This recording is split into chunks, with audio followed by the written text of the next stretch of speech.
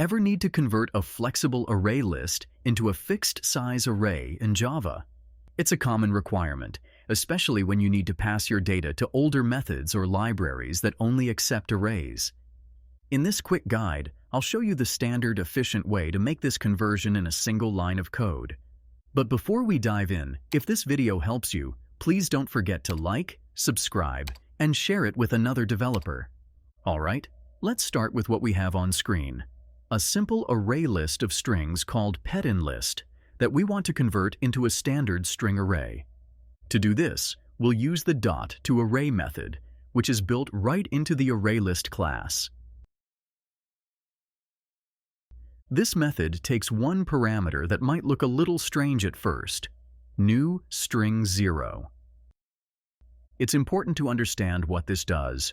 We aren't telling Java to cram our elements into this tiny zero-sized array. Instead, we're giving the toArray method a type hint.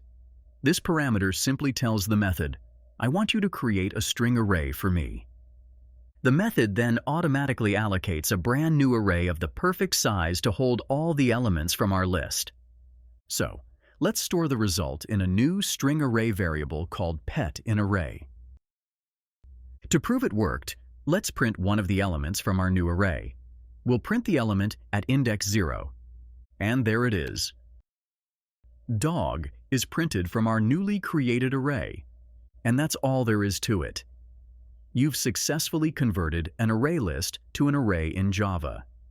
Just use the toArray method and pass it a zero-length array of your desired type. If this guide helped you, be sure to like, subscribe, and share. See you in the next one.